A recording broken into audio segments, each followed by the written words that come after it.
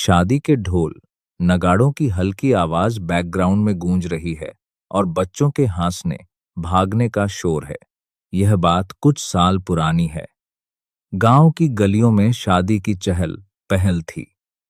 धीरज अपने mummy papa के साथ अपने चाचा की शादी में गांव आया था। शहर की भीड़भाड़ से दूर पहाड़ों की गोद में बसा वो शांत गांव, जहां की हवा में मिट्टी की सौंधी खुशबू थी।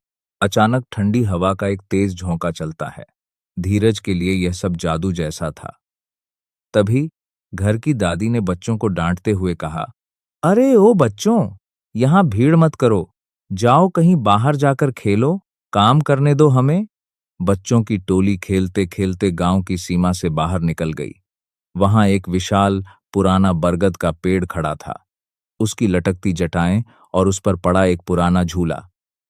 समीर ने धीरज को उकसाया, अरे धीरज, शहर के सोफे पर बैठने वाले डर गए क्या? धीरज ने जैसे ही हवा में छलांग लगाई, उसे लगा वो आसमान छू लेगा।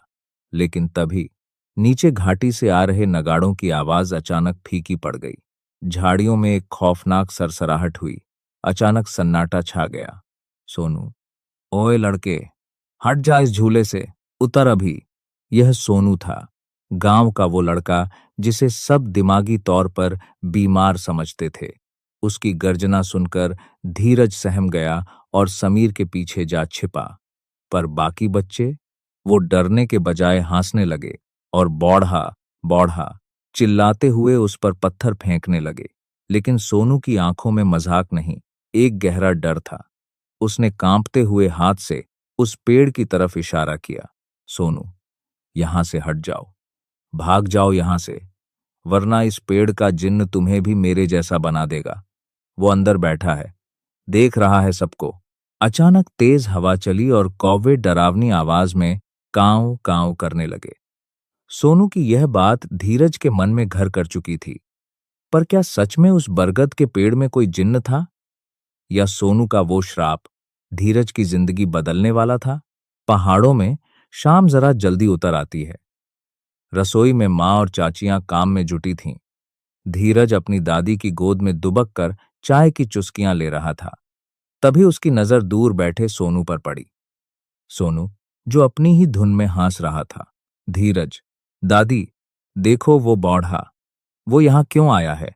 दादी, चुप कर धीरज, ऐसे नहीं बोलते। सोनू पागल नहीं है बेटा, वो तेरे पापा का बहुत पुराना और गहरा दोस्त है। दादी की आंखें भर आईं। उन्होंने बताया कि सोनू कभी गांव का सबसे समझदार किसान था। जब धीरज के पापा के पास शहर जाने के पैसे नहीं थे, तब इसी सोनू ने अपनी जमा पूंजी उन्हें दी थी। लेकिन किस्मत का खेल देखो, सोनू के पास अचानक खूब पैसा और जमीन तो आई, पर साथ ही दुखों का पहाड़ भी टूटा।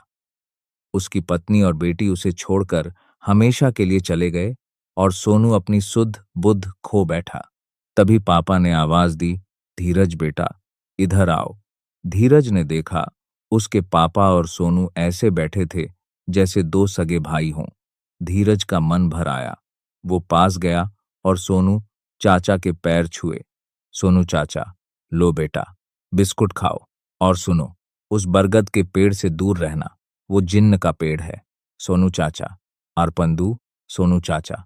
धीरज, ठीक है सोनू चाचा, मैं दूर रहूंगा। रात गहरा चुकी थी। खिड़कियों से टकराती हवा ऐसी लग रही थी मानो कोई रूह सीटी बजा रही हो। दिए की मध्यम रोशनी में दादी के पास सिमटे बच्चे अपनी सांसें रोके बैठे थे। समीर, दादी, आज कोई परी की कहानी नहीं, आज तो बस भूत की कहानी सुनाओ। नितिशा, हाँ दादी, वही बरगद वाले पेड़ वाली, जिसके बारे में सोनू चाचा बात कर रहे थे। धीरज, पर सोनू चाचा तो कह रहे थे कि वहां का जिन्न सबको अपने जैसा बना देता है। दादी, डरना स्वाभाविक है धीरज, क्योंकि उस बरगद की जड़ें खून से सींची गई हैं। कहानी हजारों साल पुरानी है, जब यहाँ राजा सुधीर सिंह का राज था। राजा सुधीर सिंह, नाम प्रतापी, पर दिल पत्थर का। गद्दी के लिए उसने अपनों का खून बहाया था। उसे एक अजीब शौक था, वरदान देने का। उसके दरबार में हमेशा शोर रहता था। सुधीर सिंह, हाँ हाँ हाँ, मांगो। आज सुधीर का दिल बहुत बढ़ा है। किसे क्या चाहिए? जगदीश किसान। महाराज, मैं गरीब हूं। बेटी की शादी के लिए मदद कर दें तो बदले में मेरी जान भी हाजिर है। सुधीर सिंह। सिपाही। इसे 1,000 सोने के सिक्के दे दो, पर ठहर। मैंने तेरी इच्छा पूरी की, अब मेरी कीमत की बारी है। मुझे तेरी जान नहीं, तेरी जवान बेटी चाहिए। कल से वह महल की दासी होगी। अचानक सन्नाटा छा गया। जगदीश ने वहीं तड़प तड़प कर दम तोड़ दिया, पर राजा के चेहरे पर एक शिकन तक न आई। राजा के जुल्मों के बीच गांव में एक सिद्ध महात्मा आए, मोहन सिंह। जब गांव वालों ने अपनी आपबीती सुनाई तो उन्होंने कहा, घबराओ मत। जहां अहंकार बढ़ता है उसका अंत नजदीक होता है। महात्मा दरबार में पहुंचे। राजा गुस्से में चिल्लाया, ए मूर्ख बाबा, क्या तुझे अपनी जान प्यारी नहीं? मोहन सिंह। क्षमा करें महाराज, सुना है आप हर इच्छा पूरी करते हैं। मैं बस यह जानना चाहता हूं कि इस मिट्टी की मटकी के भीतर ऐसा क्या रहस्य है कि इसका पानी हमेशा ठंडा रहता है? सुधीर सिंह। बेवकूफ बाबा, यह जानने के लिए तो मटकी के अंदर झांकना होगा। मोहन सिंह। एक रास्ता है महाराज। अगर आप अपनी देह त्याग कर आत्मा के रूप में इसमें प्रवेश करें तो सत्य जान पाएंगे। बदले में मैं आपको अपना यह जवान शरीर दे दूंगा। शर्त यह है कि जैसे ही मैं आपका 3 बार नाम लूं, आप मेरे शरीर में प्रवेश कर जाना। लालच में अंधे राजा ने सौदा स्वीकार कर लिया। जैसे ही उसकी रूह मटकी में समाई, महात्मा ने मटकी का मुख मंत्रों से अभिमंत्रित कपटे से बांध दिया और उसे जमीन में गहरा दफना दिया। मोहन सिंह। जा सुधीर सिंह, अब इस मटकी की घुटन भरी अंधेरी दुनिया में अपनी आदि की कीमत चुका। कमरे में जलते हुए दिए की लौ फफा रही थी। दादी की आवाज और भी धीमी हो गई। दादी, बाबा ने कहा था इस मटकी को कभी मत खोदना, पर लोग समय के साथ भूल गए। वह राजा अब एक जिन्न बन चुका है। वह मटकी के अंदर से लोगों के दिमाग में आवाजें भेजता है। वह उन्हें लालच देता है ताकि कोई मटकी का ढक्कन खोल दे। दादी की कहानी सुनकर सब सो गए, पर धीरज की आंखों में नींद नहीं थी। उसने खिड़की से बाहर देखा। दूर कहीं सियार के रोने की आवाज आ रही थी। धीरज मन में, वो बरगद का पेड़।